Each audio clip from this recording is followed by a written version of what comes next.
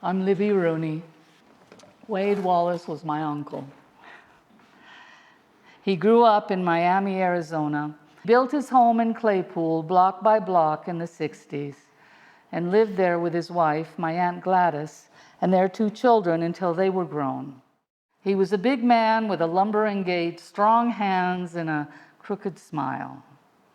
He loved nothing more than to tell his story, and he always had a story to tell. When Wade was 17, he wasn't getting along with his father. He packed a small suitcase and left home.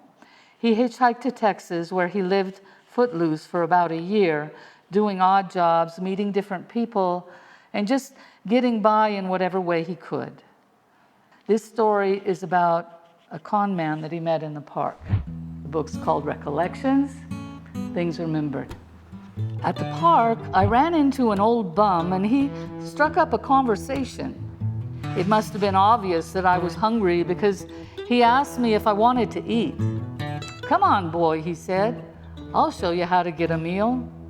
He took me to a soup kitchen at the Catholic Church. They served us watery soup, a sandwich, and you could choose a cup of milk or coffee. I opted for milk. The next day was the same, and I was grateful for the nourishment. "Now," he told me, "let me show you how to put the bee on people for a better meal." Innocent of the ways of a con man, I followed him to a small store. Inside, he explained to the owner that due to his disability, he could not work, but his son, that's me, had a job on an oil rig, and we were just waiting for the ship to dock, so my boy can make an honest living. He looked the store owner in the eye.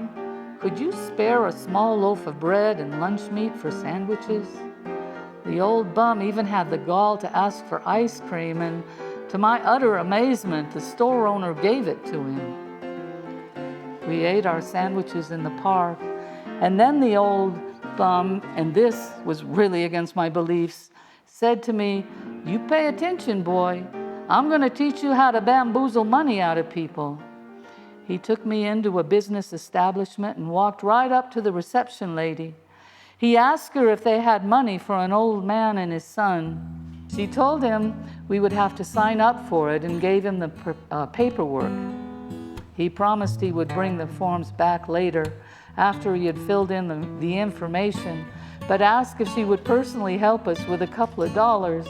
And just like that, she did. I was never so mortified in all my life. And then that old bastard, he kept the $2 for himself. I didn't want it anyway.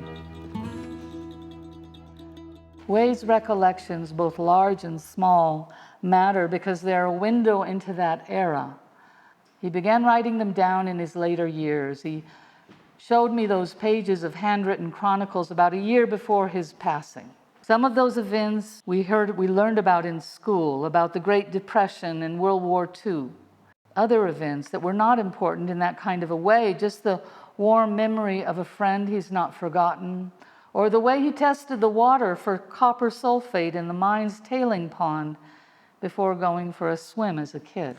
If we don't write down the stories, they will get lost. Grandchildren and great-grandchildren will never know. And they should know about the struggles of a young family in the Great Depression, about the things a teenager learned hitchhiking to Texas, about living in America during a world war. There is value in remembering where we came from. And there's value in looking at history through the eyes of those who lived it. Jasper was a street sweeper employed by the town of Miami. He looked a lot like B.O. Plunny, if you're familiar with the character in Dick Tracy's comics, of which I, as a young buck, was an avid follower. This resemblance was in both appearance and personal cleanliness. He had a gangly build, a scraggly beard, unruly hair, and his clothes hung awkwardly from his body like he'd really rather be hung somewhere else. Jasper worked at night because there were usually no cars parked downtown after businesses closed.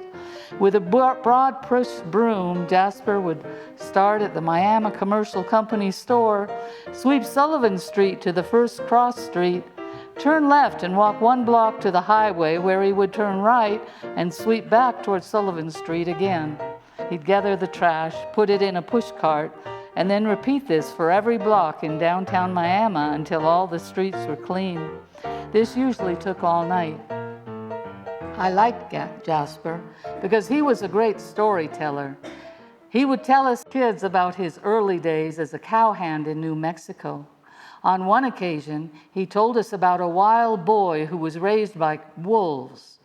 The boy would steal sheep and calves from the ranchers, then kill and eat them raw.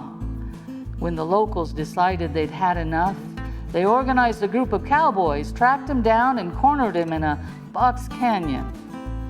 A cowboy was able to rope him, but the wild boy bit the rope in two.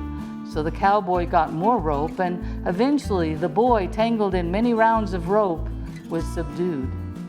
He tried to bite the cowboy's hand, so the cowboy cut a green mesquite limb and stuffed it crossways in the wild boy's mouth.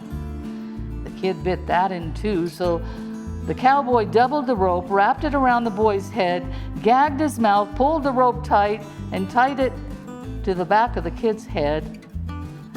We asked Jasper, what happened to the boy? He said the sheriff took him to jail and he didn't know what became of him.